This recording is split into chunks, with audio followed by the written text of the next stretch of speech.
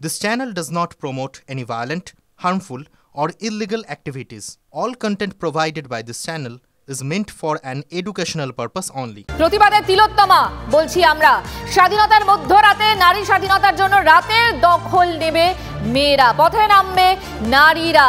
তিলোত্তমার এক কোণ থেকে তৈরি হওয়া এই স্লোগান তিল তিল করে ছড়িয়ে পড়েছে গোটা বাংলায় এবং যে কথা বলছিলাম বাংলা ছাড়িয়ে রাজ্য ছাড়িয়ে গোটা দেশে।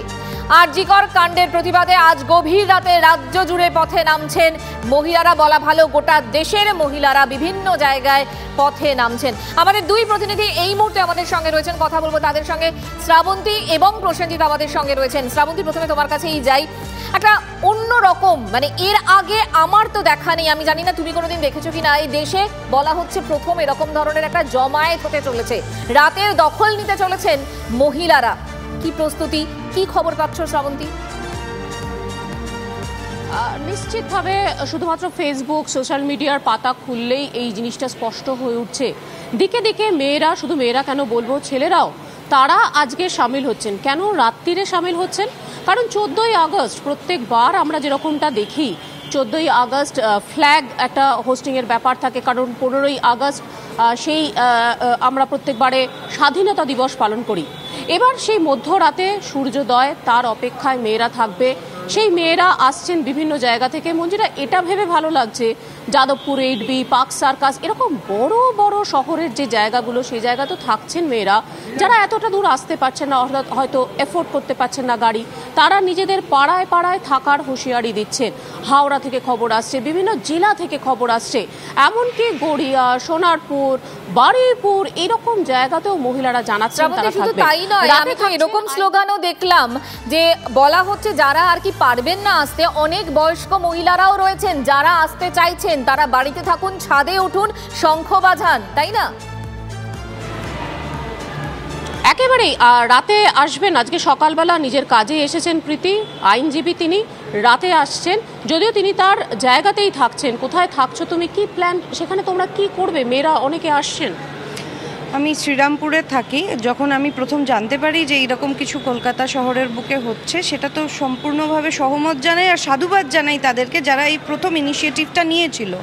আমি যেহেতু শ্রীরামপুরে থাকি, আমার সাথে অনেকেই আসতে চাইছিলেন, কিন্তু কোনো কিছুতে আমি আসছি, আমার সাথে কেউ থাকলে তো তাদের দায়িত্বও আমাকে নিতে হবে, ওইখান থেকে সে মেয়েগুলোকে কলকাতা শহরে আনা, আবার তাদেরকে ওইভাবেই একসাথে ফিরিয়ে দেওয়া আমার একার পক্ষে তো অনেক সবাইকে নিয়ে আসা সম্ভব না। তার জন্য আমি লোকাল কয়েকজনের সাথে কথা বলেছিলাম যে এরকম কিছু করা যায় কিনা। তখন দেখলাম যে যারা এই জিনিসটা সংগঠিত করার চেষ্টা করছে, তারা অলরেডি আমার বাড়ির সামনেই এক জায়গায় এরকম জমায়েত করছে। সেটা হচ্ছে Serampore ESI hospital, Rajyadharpur Netaji girls স্কুলের সামনে।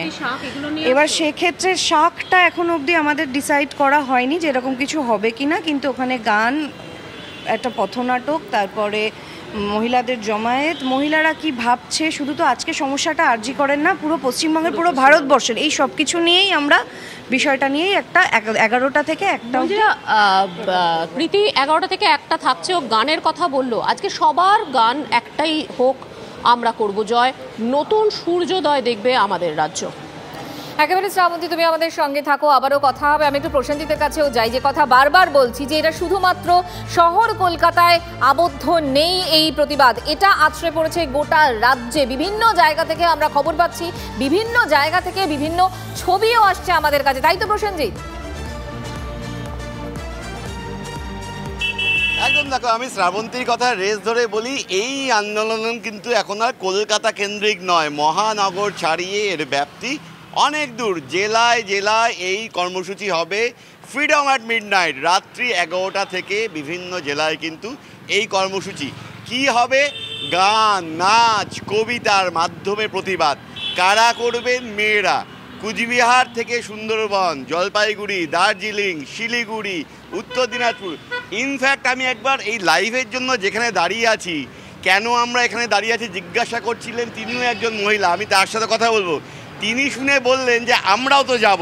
অর্থাৎ বুঝতে পারছো, আগামীকাল স্বাধীনতা দিবস, স্বাধীনতা দিবসকে আমরা উদযাপন করব, তার আগে যেন কোথাও একটা নিজেদের নিরাপত্তাকে সুনিশ্চিত করার দাবি, এবং অবশ্যই তিলোত্তমার দ্রুত বিচার এবং অভিযুক্তদের গ্রেপ্তার করার দাবিতে মহিলারা আজ রাত জাগবেন, কার্যত নতুন সূর্যোদয়। আপনিও তো আমার কাছে শুনছিলেন যে যেতে চাইছেন, কেন যেতে চাইছেন? কোনো প্রতিবাদ জানানো?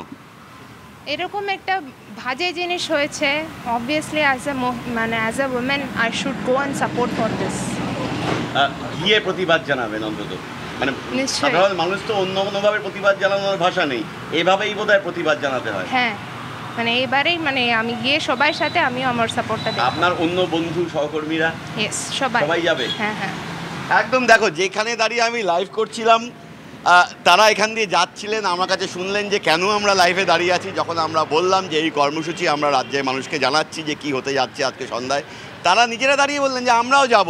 অর্থাৎ জেলায় জেলায় কিন্তু আজকে রাতের পর রাস্তার দখল নেবেন মেয়েরা, এই কথাটা কিন্তু আগে ভাগেই আগাম নজর থাকবে এবং প্রসেনজিৎ বারে বারে কথা হবে তোমাদের সঙ্গে। আপাতত ধন্যবাদ তোমাদেরই।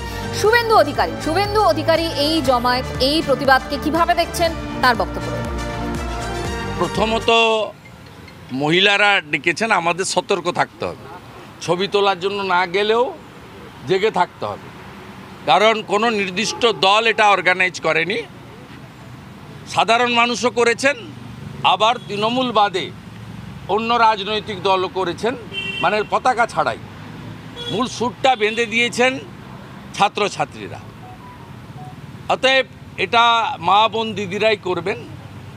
ফটো তোলার জন্য আমরা যারা চিহ্নিত রাজনৈতিক ব্যক্তিত্ব, ফটোর সামনে না থেকে কোথাও আড়ালে থেকে জেগে থাকতে হবে, যাতে কোথাও তৃণমূলের গুন্ডা বাহিনী হামলা করতে না পারে, পুলিশ কোথাও টেনে হিঁচড়ে তুলে না দিতে পারে।